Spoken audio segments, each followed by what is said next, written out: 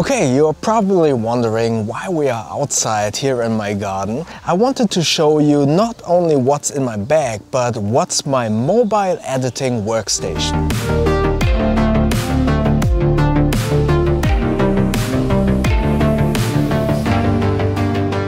So in one of my last videos, I showed you everything that's inside my backpack when I'm going to work. Usually when I'm going to work, I have a computer, a workstation where I'm editing on. But sometimes as a freelance film editor, some clients ask me to edit on the go, be it on the set or in their offices where there's no editing workstation. And now I will show you everything that I carry with me or that I use when I'm editing on the go. And all of that equipment is inside this black amber forge backpack. You can see a review in the info tab above. Alright, let's start with the heart of the editing workstation, which is basically my computer. I'm always editing on a MacBook Pro 15-inch Touch Bar edition. I think it's from 2017. And this MacBook Pro has a keyboard cover on it, which is colorized for editing. I got this from Editor's Keys. It's basically just a silicone cover that you stick onto the keyboard itself, and yeah, it gives you all of the shortcuts and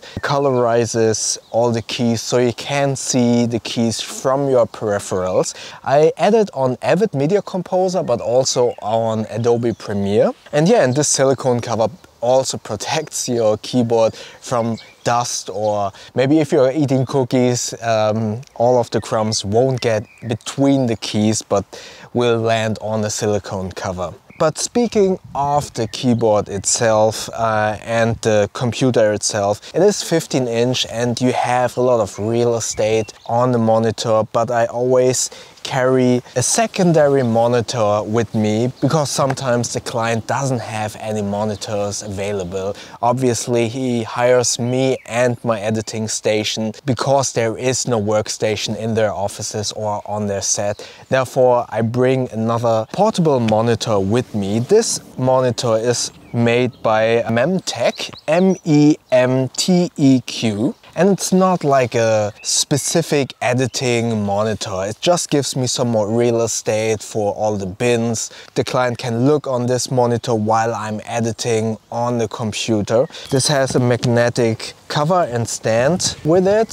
So I basically have my computer, then right next to it the extra monitor. This is just a small little mouse pad. I use the Logitech MX Master, which is a great mouse and which is supposed to have like this dark laser technology that supposedly lets you use the mouse on glass surfaces, but in my experience that doesn't work that well. So I always have an extra mouse pad. It's a thin one from Razer and I just use that to stick it in between my keyboard and my display of the MacBook Pro to give it a little bit more protection. So and as mentioned, with this keyboard, I could edit on this keyboard and with this trackpad, but I prefer to have my own haptic feedback peripherals, which is first and foremost my Vortex mechanical keyboard. A lot of people ask me about this. This is a mechanical keyboard with Cherry MX Brown switches and a custom key set from WASD keyboard to give me the same colors like on the silicone pad. I already remember all of the shortcuts, but as mentioned before, having the colors in your peripheral view helps you a little bit to find the keys more easily. Next, I have this Velomachi tech pouch. Inside this tech pouch, I basically have all of the cables, the aforementioned MX Master. This is a great mouse. I can highly recommend it. It's very ergonomical. It's a workhorse. It's great. And as soon as this breaks, this is the first generation, I will get the third generation, but for now it works really well. Then I have, obviously you need to power everything when you're editing. The computer uses a lot of processing power and therefore the battery will drain really quickly. So I have my MacBook Pro Charger. On the outside there is this dock case which expands the charger to a USB hub and a quick charging station for your phone. You can see a review about this dock case in the info tab above. Then I have a USB hub. On this USB hub there's the Logitech Unifier receiver. The MX Master is a Bluetooth mouse, but the receiver is more reliable, especially if you are in an environment where there are lots of Bluetooth devices. Then having the receiver to the mouse on a USB hub helps a lot in terms of reliability. A bunch of cables, I will attach this in a minute. Then the MacBook Pro or Apple basically introduced us to the dongle life. So here's a USB-C dongle. Then I have the cables for the monitor, and sometimes you are on set and people are talking loudly and you want to concentrate. Then you need some headphones. These are the COS Studio headphones. These have a very flat profile, which makes editing and mixing on headphones very good and very easy. Also a review about these headphones in the info tab above. Obviously you could use some noise cancelling headphones, but usually noise cancelling headphones don't have a flat sound profile, which makes mixing and editing a little bit more, not difficult, but biased. Like maybe there's too much bass in it, or the trebles aren't that hearable, because they are designed to give you the best music experience opposed to these which give you the best mixing experience. Then you need to have a hard drive. I always edit from these Samsung T5 portable SSDs. First and foremost, they're small, so they are really easy to carry around, but also easy to lose. And they're really durable, so they don't break or you don't lose your data when they fall down, because they are also SSD, so solid state drives, nothing mechanical inside, which also makes them very fast and, yeah, as I mentioned, very reliable. Okay, let me just connect everything.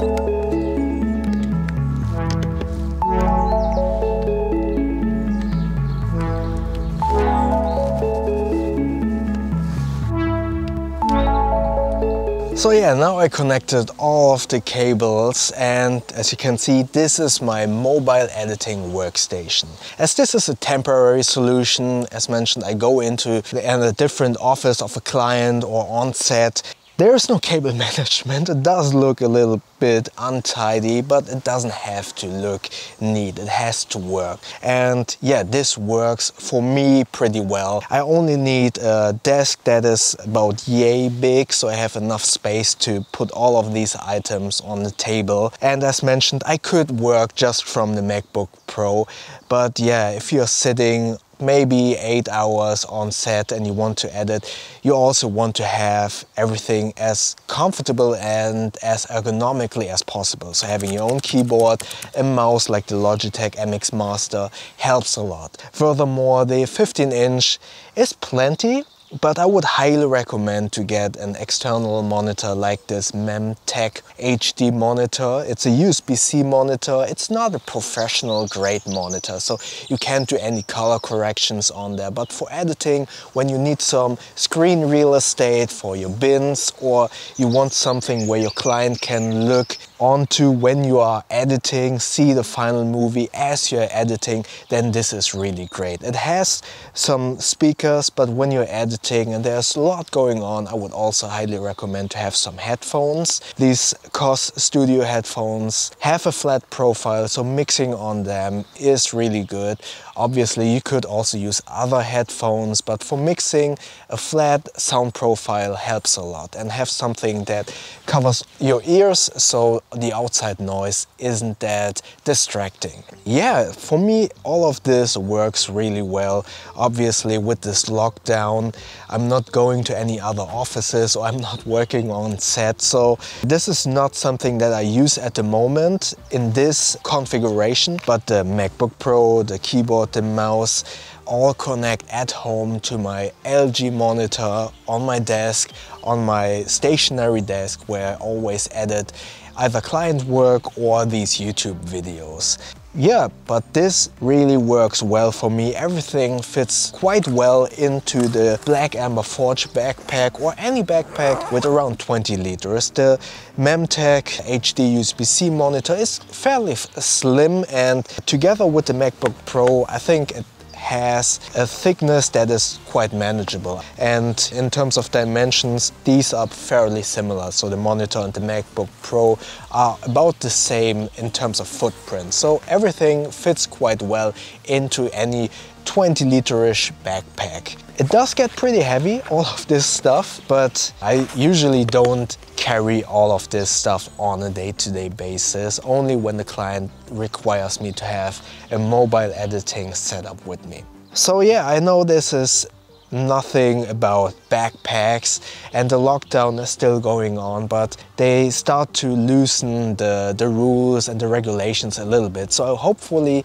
pretty soon I can properly review and test backpacks outside of my home and outside of my garden. So looking forward to give you some more backpack reviews and quick looks in the future. And yeah, like always, if you have any more questions, comment below. And if you enjoyed this video, click the like button. And please feel free to subscribe to my channel and click that little bell icon so you won't miss next videos. Stay safe, stay healthy, and see you next time. Thank you very much.